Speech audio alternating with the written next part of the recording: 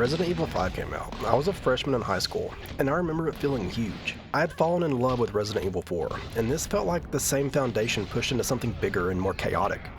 At the time, I wasn't thinking about design shifts or where the series was headed. I just remember thinking the game was cool. It was super intense and memorable in its own way. Over the years though, I started noticing how divided people were when they talked about it. A lot of the conversation wasn't really about what the game does moment to moment, but about expectations and personal ideas of what Resident Evil should be. Interesting now, eh, Chris? Do you actually think you can defeat me? Either way, I'm not gonna stop until I'm dead. Well then, I'll just have to kill you quickly. So, what was Resident Evil 5?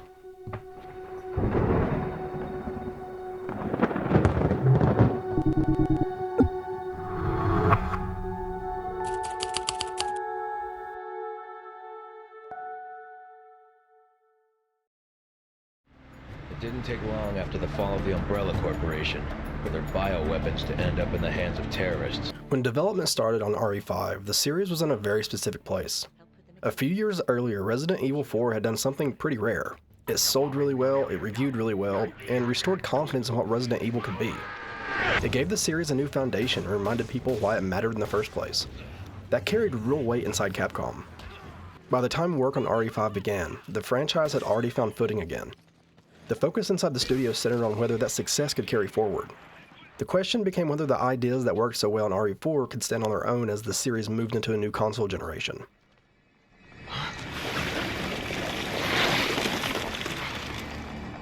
What the hell is that?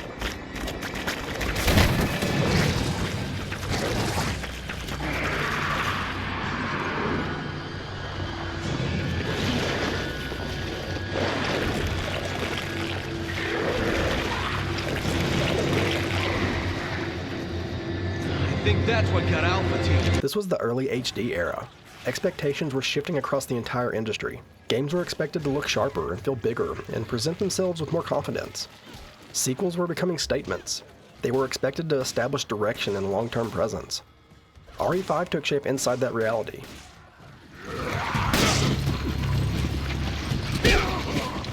From the start, it was positioned as a direct continuation. The core team mindset stayed consistent. The general design philosophy stayed intact. Development focused on expanding what Resident Evil 4 had established and showing that the formula could hold up under bigger expectations. That's why so much of RE5 feels familiar at a glance. That familiarity was intentional and built directly into the assignment.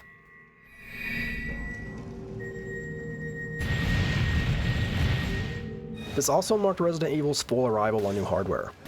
The move to PS3 and 360 carried weight for the series. Capcom wanted this to feel like a flagship release, something polished, something confident, something that belonged in the early wave of high-profile HD games. The scale, presentation, and production value all flowed out of that decision. At the same time, RE5 carried a different kind of responsibility. This was the game that had to show this version of Resident Evil could last. Bigger budgets, new hardware, and a wider audience raised the stakes. Look out!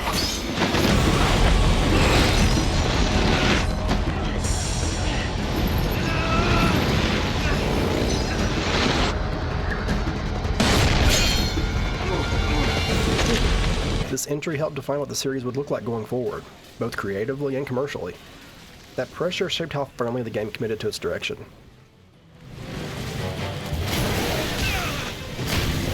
Internally, development followed that same path. The mindset centered on expansion and refinement. Systems were adjusted, pacing was pushed. Presentation was elevated. The foundation remained recognizable because it had already proven itself.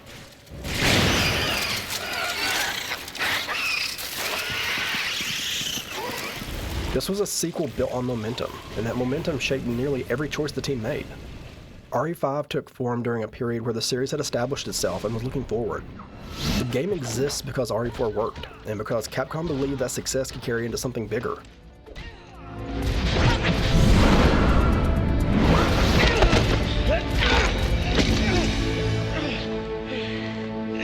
Jill, come on! It's me, Chris! Snap out of it! Nice move, Chris. RE5 moves with a lot more urgency. Situations pile up faster, and the space you have to think between them feels tighter. You're still playing with the same framework that was established before, but the pace keeps nudging you forward. The camera stays close, movement keeps that heavier feel, and what you carry still matters. Those pieces all remain in place. What changes is how often the game asks you to deal with multiple problems at once.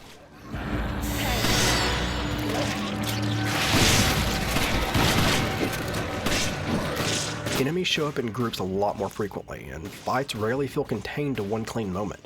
You're watching your surroundings more than you're staring down a single target. That starts to shape how tension works. Instead of waiting for something to happen, you're usually responding to something that already is. Positioning matters because enemies close in from different directions. Spacing matters because getting cornered happens really fast. You're constantly adjusting where you stand, where you move, and how much room you have left to work with.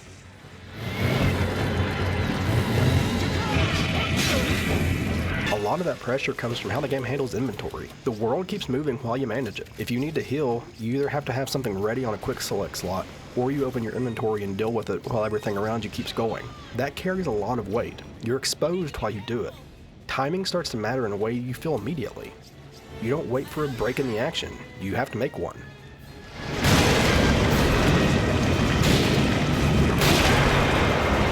That same feeling carries over into how the game handles preparation between chapters. Before loading into a level, you're choosing what to bring with you. Weapons, ammo, healing items, all of it gets decided up front. It frames each section as something you prepare for rather than something you stumble into. You start thinking about the space before you ever step into it. What fits here? What's worth carrying? How much room do we leave for mistakes? Those decisions set in the back of your head once the chapter starts. They shape how you move and how aggressively you play.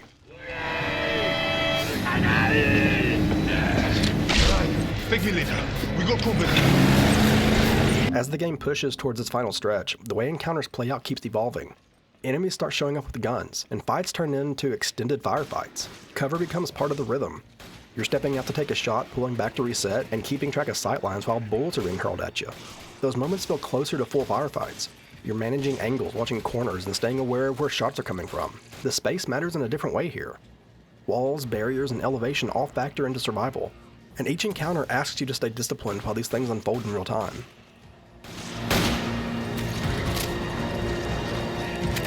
By this point, the systems you've been using all along starts lining up with that style. Real-time inventory management, quick weapon access, and pre-chapter loadouts all feed into these longer combat sequences. You're expected to stay engaged, stay aware, and handle sustained pressure instead of short bursts of danger. And then there's the chapter replay structure. Once something is cleared, you can return to it at any time. That opens the door to replaying sections, earning money, and pushing upgrades forward. Over time, the game starts to feel like something you can tune and shape through repetition. Progress becomes something you can actively manage as you move through the experience. All of this feeds into the same rhythm. The design stays familiar and the intensity stays super high. Situations demand attention, movement stays active. Decisions stack up on top of each other as the game keeps moving. Okay.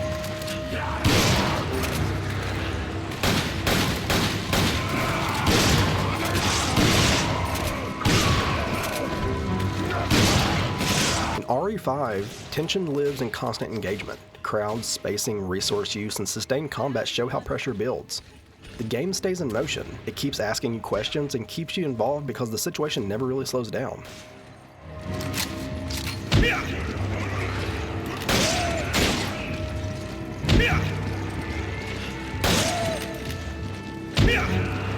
If you've made it this far, thank you. I really appreciate you hanging out with me for a little bit.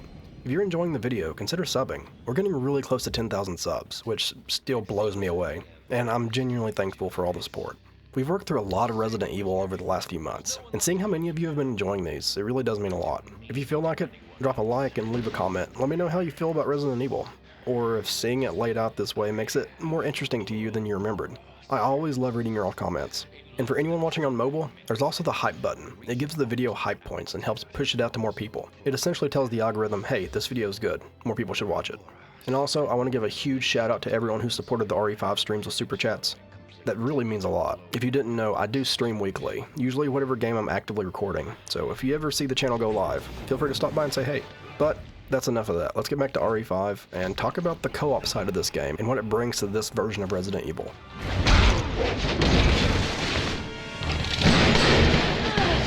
Your feeble attempts only delay the inevitable. Co-op sits right at the center of how the game works. This wasn't treated as something extra, it shaped how the experience was built from the beginning. And that shows the longer you play the game.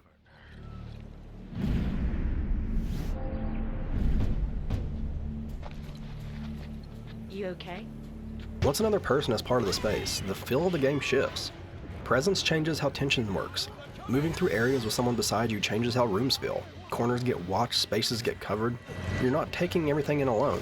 There's always another person reacting to what's happening with you. That carries into the moment-to-moment rhythm. You're talking things through, you're calling out enemies, you're acting together as situations stack up. Even with an AI partner, you're paying attention to what they're doing and issuing simple commands to guide them. Systems like attack and cover become part of how you move through the fights. The partnership stays active the entire time. Once that settles in, survival starts to feel more organized. You're watching your ammo and health, and you're keeping an eye on your partners as well. Items move back and forth, healing gets shared, supplies get adjusted as fights wind down. You regroup, check what you have left, and get ready to move again. That loop becomes familiar as the game goes on.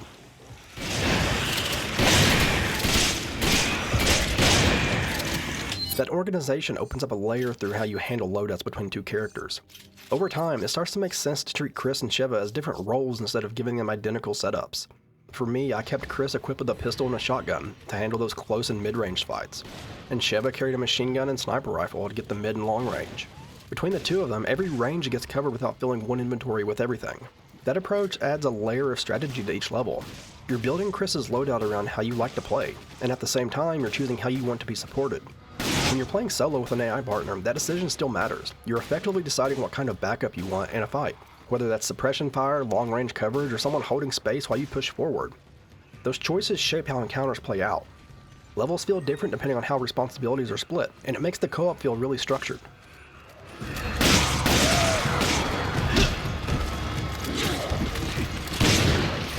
Having another person around also changes how safe situations feel. You can split attention, you can hold different angles. If something goes wrong, there's usually time to recover because someone else is there to help steady things. That adds a level of confidence to how you move through fights. The game responds to that confidence though by keeping the pressure high. Enemies come faster, threats build from multiple directions, and counters stay aggressive and super busy. The pace doesn't ease up just because you have backup. Stop this! Jill, answer me! That balance shapes the tone of the experience. You're rarely dealing with spaces alone. Sounds still matter, but they don't sit as heavily when someone is always nearby. The presence of a partner brings stability, and that stability changes how vulnerability feels during longer stretches of playing it. Unpredictability shifts as well. A lot of moments turn into situations you can actively manage. You make calls, you trade resources, you plan movement. You clean things up and keep going. Over time, survival in RE5 starts to feel like execution. You're keeping a rhythm, you're staying efficient, you're managing what's happening instead of bracing for it.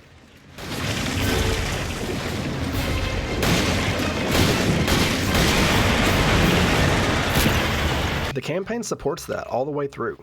Online co-op and split-screen co-op both fit naturally into how the game is structured, and the experience stays centered on coordination from start to finish. Playing online with another person who understands the roles makes the co-op feel especially strong. The movement stays clean, coverage stays consistent, and encounters flow smoothly when both players know what they're responsible for.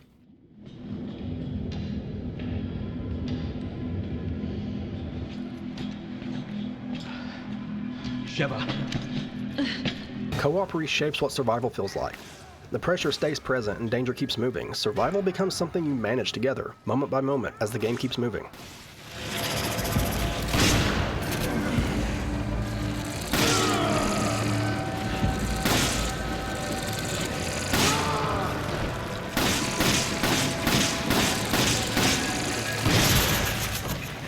Now let's get into the story for 5. Because when RE5 happens, the series has moved past being centered on one company. Umbrella falls, the world finally gets a name it can point to, blame, and put behind it. That chapter closes, and the story widens. The damage keeps spreading, though. Once that kind of research exists, once that kind of weapon exists, it keeps moving. People sell it, people steal it. People build new versions of it. What Umbrella creates ends up spreading outward, and bioterror starts showing up in places that feel far removed from labs and corporate facilities. It becomes a market, it becomes a tactic, and that's the story frame Resident Evil 5 is operating in. This is where the BSAA matters. The BSAA exists because outbreaks show up as part of a larger pattern. Events like this have to be watched, tracked, and answered quickly before they grow into something city-wide. Freeze!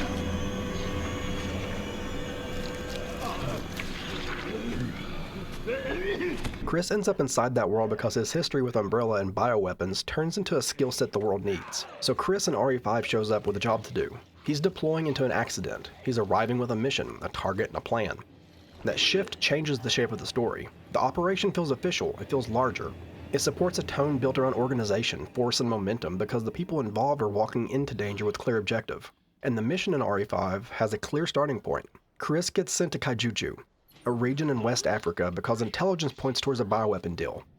Ricardo Irving is tied to it, and the fear is that something is about to hit the black market and spread beyond control. That's where Sheva comes in. Sheva connects directly to the place this is happening. She's part of a branch operating there. She knows the region, she knows the conditions, and she carries lived context for what bioterror looks like when it reaches regular people on regular streets. So when this game pairs them up, the dynamic becomes global response meets lived consequence. Chris represents the long-running fight against bioweapons from inside the series. Sheva represents what it looks like when that threat reaches communities and leaves damage behind. That's also why Africa as a setting lands the way it does. A lot of Resident Evil settings feel contained. Mansions, stations, facilities, islands. Places that can be isolated from the rest of the world. Kaijuju feels exposed. People are out in the open. Streets are active. The infection and the violence unfold in public spaces where everything is visible. That scale matches what the story is saying. Bioterror has become global. It becomes something that can unfold in daylight with real consequence.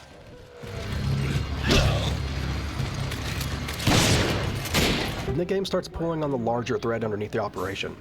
RE5 connects the Umbrella era to the world that follows it. Tricell moves into the space that opens up after Umbrella's fall. The story frames it like a corporate machine stepping into the vacuum, carrying pieces of the research forward through new channels. The research continues because it has already spread into too many hands. That's where the bioweapon shift becomes important for the lore. Earlier Resident Evil stories lean heavily on containment breaking down. Things escape, things leak, things spread because control collapses. RE5's world leans into intentional use. Bioweapons get positioned like tools. They get moved, sold, tested, refined, and deployed with purpose to be marketed.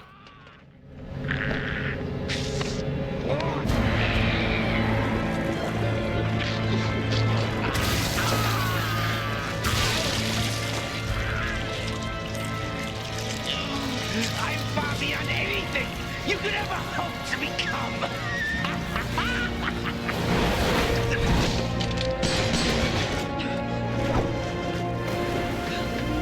The story reinforces that through the operation itself, and through what Chris and Sheva keep uncovering as they push deeper.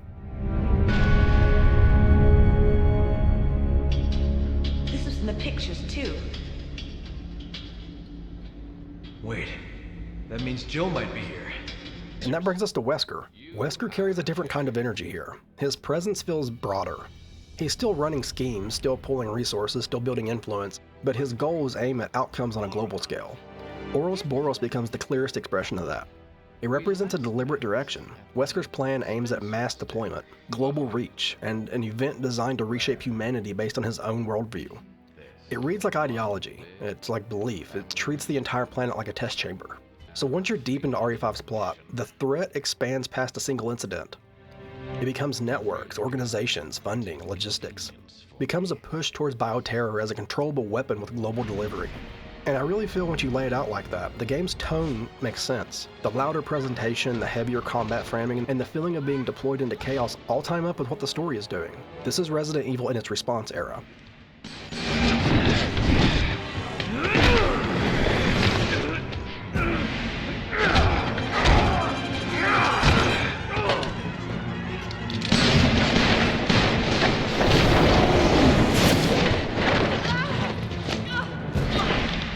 Why are you doing this? What do you accomplish by unleashing Ouroboros? Every day, humans come one step closer to self-destruction. I'm not destroying the world, I'm saving it. The horror remains present. The world adapts around it and systems form to answer it. And RE5 is the game that plants that flag and pushes the series forward in that kind of world.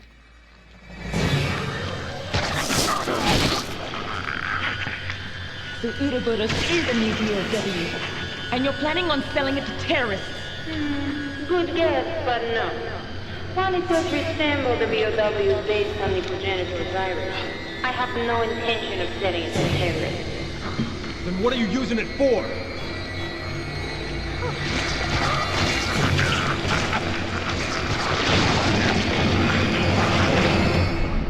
Evolution. It's a through DNA who shall proceed to the next stage. There's a long history to how RE5 has been talked about, and what always stands out is how personal those reactions are. When people talk about this game, it usually isn't about surface level quality or whether it works mechanically. The conversation tends to circle around how the game feels as a Resident Evil entry and what kind of experience it asks the player to step into. From the start, the tone and setting played a big role in that reaction. The scale feels bigger, the presentation is louder, the setting feels more open and more visible. Early footage sparked a lot of discussion, especially around imagery and context, and those conversations stuck with the game long after it came out. For a lot of people, that first impression shaped how they approached the game before they ever even sat down with it.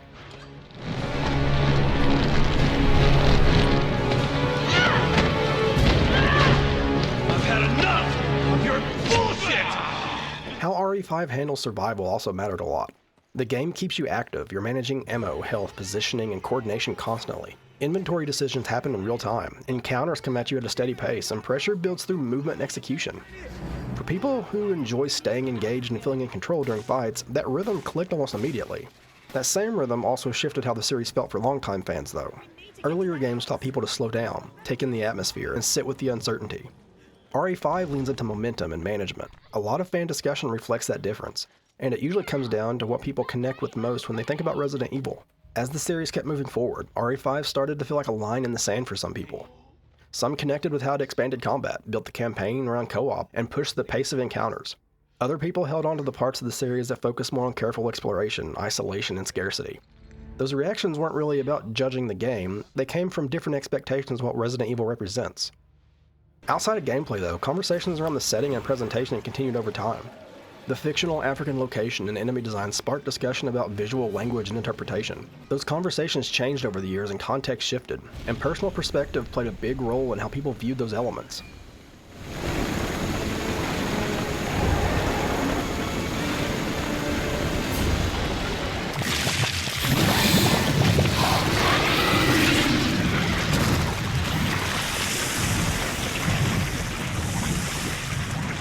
A lot of this played out alongside the game's broader reception. RE5 reached a huge audience. It sold extremely well and earned plenty of praise for how it plays and how it looks. At the same time, it kept showing up in conversations about where it fits with the franchise. Some people really connected with how it handled tension, co-op, and action. Others felt more attached to the entries that leaned heavier into the atmosphere and restraint. That's why RE5 rarely sits in the middle for people. Discussions usually come back to what kind of experience it represents and what part of the series it brings forward. People respond to it with their own history with Resident Evil, their own expectations, and the way they like to engage with these games. The divide from RE5 grows out of identity rather than quality. The game reshapes how survival works and how people interact with danger. That shift changed the relationship a lot of people had with the series. The range of responses reflects how differently people connect to Resident Evil, and how meaningful those differences can be when a franchise keeps moving.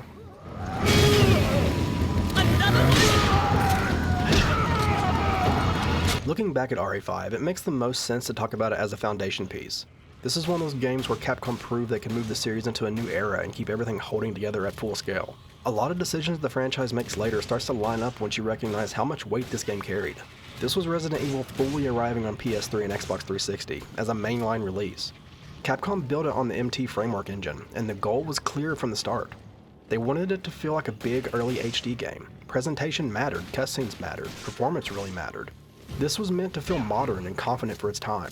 The production side plays a big role in why this game still stands out. Motion capture was used heavily for characters and cutscenes, and Capcom worked with the virtual camera setup during capture to shape scenes more deliberately. That attention to presentation shows up all over the game, and it helps set expectations for what a large-scale Resident Evil could look like moving forward. That confidence carries into the systems as well. RE5 pushes the series into a more structured, repeatable format. The campaign is built around two-player co-op from start to finish, and everything has to function within that framework. Encounters, pacing, inventory flow, the upgrade economy, chapter replay, all of it supports a full campaign built around coordination. I was to become a god. Creating a new world with an advanced race of human beings. Designing around co-op at that scale puts pressure on every system. Everything has to stay readable, everything has to stay stable, everything has to stay consistent whether one person is playing or two. RE5 became proof that Capcom could keep those systems clean and reliable across an entire game built that way. That structure also explains why the game stuck around for so long. People replayed chapters, they upgraded weapons, they ran sections back for money and refinement. The game supports that loop naturally, and over time it starts to feel like something you can tune and build instead of just finish once.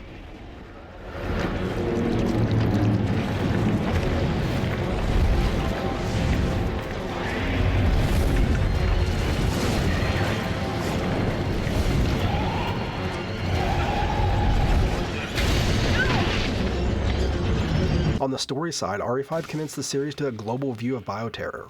The BSAA, international deployments, and bioweapons moving through networks all lock the franchise into a much bigger world. Outbreaks start feeling like a part of an ongoing global problem instead of an isolated event. That wider framing sticks with the series. Later games treat bioterror as something with infrastructure behind it. Organizations, funding, intent, it all matters. RE5 plays a big role in setting that baseline.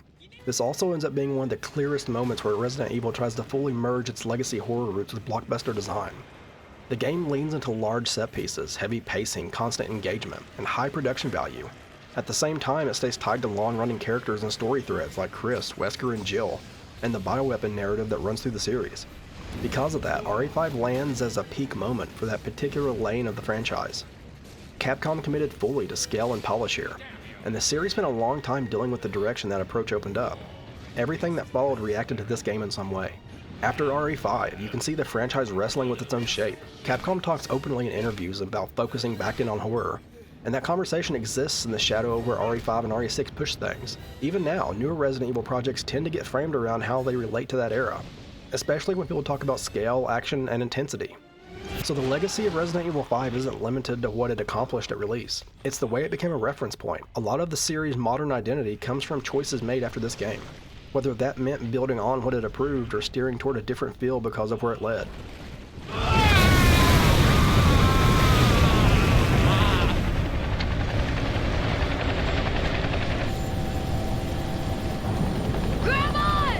RE5 gave the series confidence at scale. It showed Capcom could deliver polished, high-production Resident Evil on new hardware, support co-op across a full campaign, and framed bioterror as a global problem with long-term consequences. The franchise spent years responding to the lane this game established, and that makes it one of the most important turning points in the series.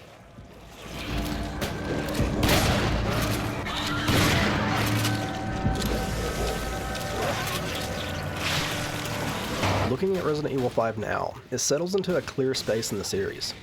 It sits right in the center of the timeline, and a lot of what follows still traces back to it. This is a hinge game. It arrived at a moment where the series had confidence and direction. Capcom knew what they were building, and the game commits to that identity from start to finish. The scale, pacing, co-op, and the structure all feel intentional. The game chooses its lane and stays there. That commitment is why it still comes up so often. RE5 represents a version of the franchise built around coordination, structure, and control. It shows a path the series explored seriously, and it shows how clearly that direction was defined at the time. As the series continued, later entries made their choices with this game sitting in the background, as a reference point. Understanding Resident Evil 5 helps frame a lot of what came afterward, so when people talk about it today, it reads as a statement, a confident entry that embraced its ideas and carried them all the way through.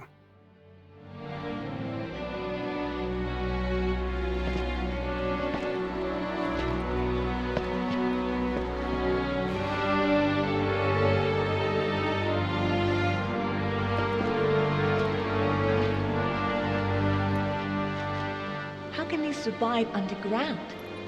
But if you've made it all the way to the end, I just want to say thank you. I really appreciate you spending some time with me, and if you haven't yet, consider subbing, dropping a like, and letting me know in the comments what you thought about Resident Evil 5. I love reading your all's comments. But, as always, I'll see y'all later.